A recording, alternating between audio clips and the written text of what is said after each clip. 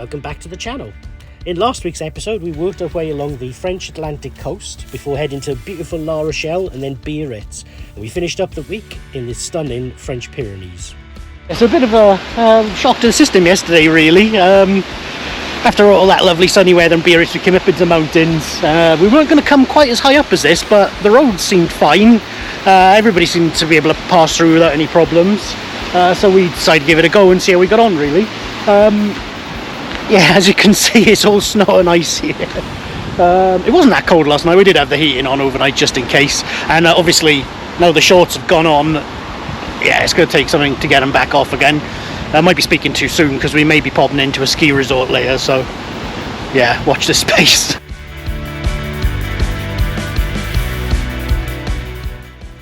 So I feel I must apologise here, but if ever a journey needed some gratuitous footage, this is the one. We drove up into the snow-capped mountain of the French Pyrenees.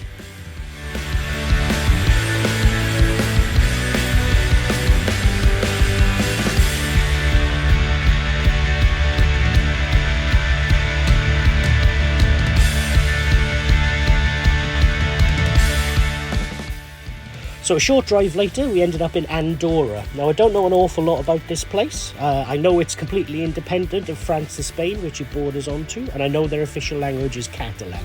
Most people know of it because of its ski resorts. What I can tell you is it was definitely worth the detour to drive through there because it was an absolutely beautiful, if not that long, road.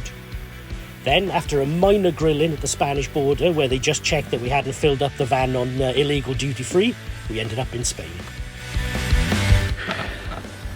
So we just pulled over after driving all the way through Andorra, which sounds more impressive than it was because it was only really a couple of hours. We're now on the Spanish side of the Pyrenees. Complete change really in terms of scenery. It's a bit more barren here, but still beautiful. So yeah, gonna grab a sarnie and see where the road takes us next.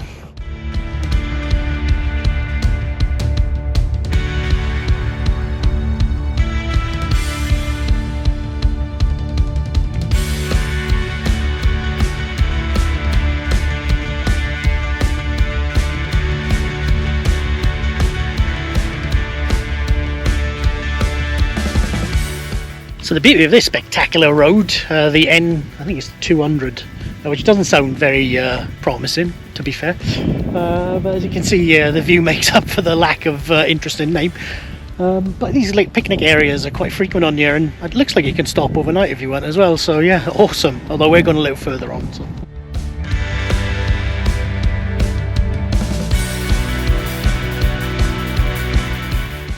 So we're in Spain. Our first stop is in the little town of Sort. I don't know if that's how it's pronounced, but that's how it's spelled. Sort, S-O-R-T. Wow, what a beautiful day's driving today. One of the best ever, I'd have to say. And we've been lucky enough to drive through some pretty amazing places, but yeah, it was absolutely spectacular.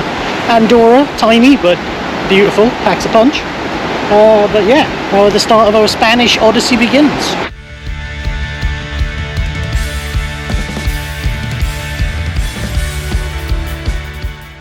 So we actually moved on last night past the little town of Sort. It was nice. It was just a little bit early to be settling down. We were just parked on the side of the river, so it was perfectly fine for a kind of stopover. There's also some sort of big party going on in town. Everybody was wandering around in kind of fancy dress, which was quite entertaining. But we were just like, let's just move on. So we did. And we came to this place, which is Pablo de Segur, I think it's called. Another free motorhome spot. It's a car park, obviously, but reserved free parking for motorhomes visiting the town. So you can't go wrong with that, really. So cheers, Spain.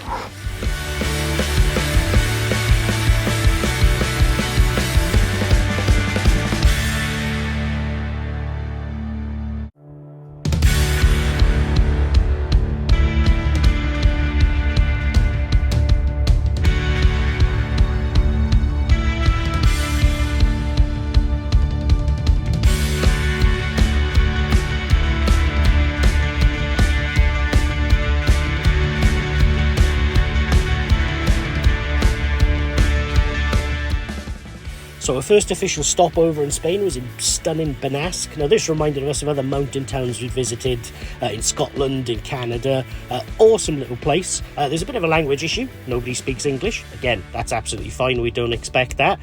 We ordered something in the restaurant. We didn't get what we ordered, but what we got was lovely. A local speciality. And we did enjoy a cold beer in the shadow of the mountain.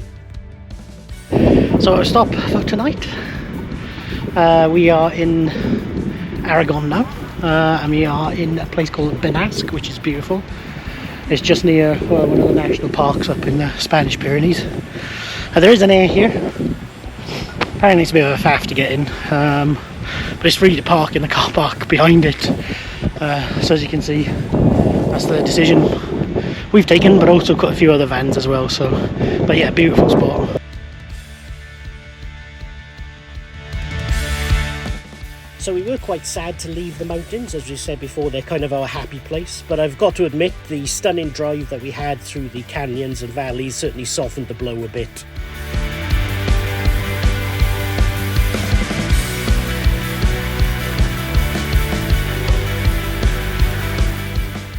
So we spent another beautiful day today driving through the Pyrenees. We're not going to be in much longer, probably out of them completely tomorrow, I should think. We're outside a place called, no, we think it's called Jaca, according to our, that's Jaca, according to our sat-nav it's Jack, which doesn't sound right.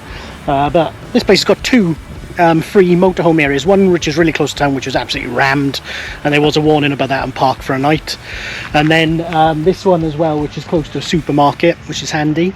You can stay here overnight, but it's a bit sort of like industrial, so we'll probably move on, although it doesn't give us the opportunity to fill our water up, dump our grey waste and our toilet waste as well for nothing. So yeah, great. So we've also done our first bit of proper supermarket shopping since we've been in Spain. Price wise is probably a little bit cheaper than it was in France, I would say.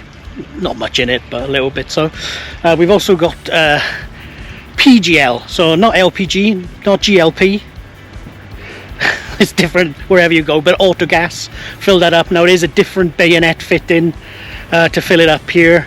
So again, glad that we got all our adapters before we went travelling, really, and it can catch you out. I think a lot of places have got spares there so they can lend them to you, but we'd rather sort of have them and not have the hassle, really. So yeah, that was successful. About €1 a litre. Yeah, we have had no trouble getting LPG since we've been over here, and price wise it's roughly equivalent to back home, so no problem really.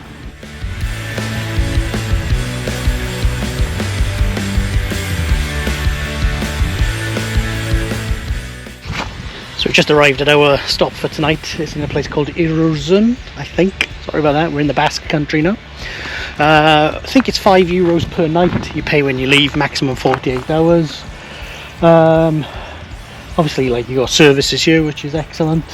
Here's a bike service station here, so obviously they must get a lot of biking, people coming through your biking. Right, still just about in the mountains, you can still see them around us. We did call into Pamplona. I did think about staying there, but god, it was so busy, and it was a bit of a shock to the system, especially after being out in the wilds really for the last few days. So yeah, we were going to do some laundry in Pamplona, but in the end we just got out of Dodge really. This is much quieter here, and we'll just have to find a laundry somewhere tomorrow instead.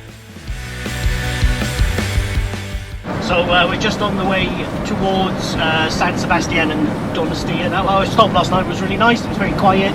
There's one other van, actually a British van, which was a bit of a rarity. The gentleman we were talking to was explaining that there's quite a lot of Brits down the south at the moment. So he said you'll see more as you get down there. But yeah, we haven't seen many Brits up in this part around the Pyrenees anyway. €5 as well for overnight. So there were services, the water thing wasn't working properly, but we managed to ditch our grey waste and our toilet waste, and now we're on for another little trip today.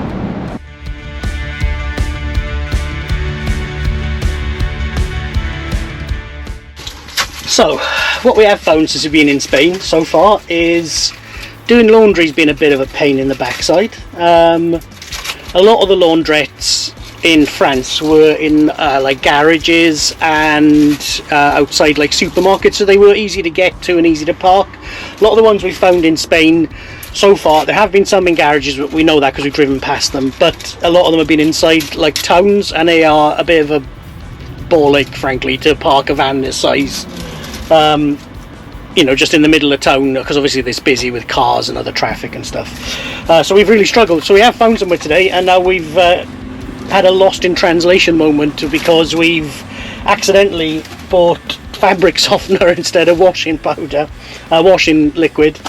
So we don't really know how good our clothes are going to come out, but I suppose at least they've had a bit of a rinse and a wash because we've used most of our chain. So Ola, or should I say Kaiho, God I hope I pronounced that right, from the Basque Country. So we're in the little town of Hernani, and the reason we come here is a treat for me. So if you follow our adventures, you know I'm a little bit drawn to craft beer joints, and whilst the beer in France was lovely and the cider was great, it was all very traditional. So we're in the Basque Land, and we're just going to visit Basque Land Brewery taproom.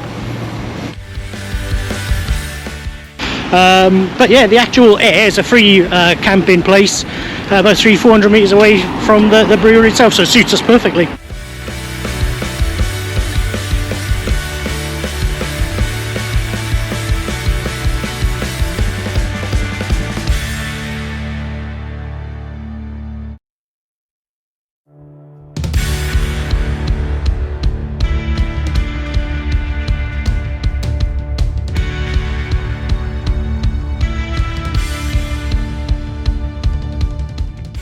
Gorgeous day today. Yesterday we did very little. We went to the shop, but apart from that it rained all day. It was miserable, grim, disgusting, however you want to describe it. So it was like being at home really. It was cold. So yeah, we're quite glad to see the sun again today. So we're in the Donostia San Sebastián in another little air. Huge price of €3.30 per night, maximum stay 72 hours. We're just going to do a bit of exploring.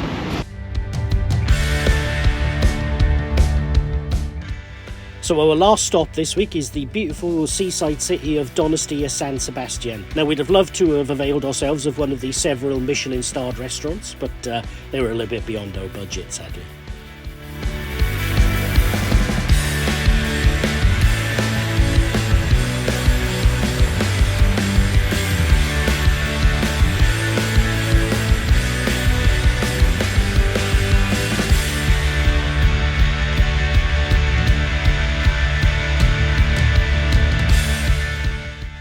So happily, I did manage to find us another Basqueland brewing bar, which served excellent food, by the way, and well worth a visit. And not to worry, Steph found something she liked as well.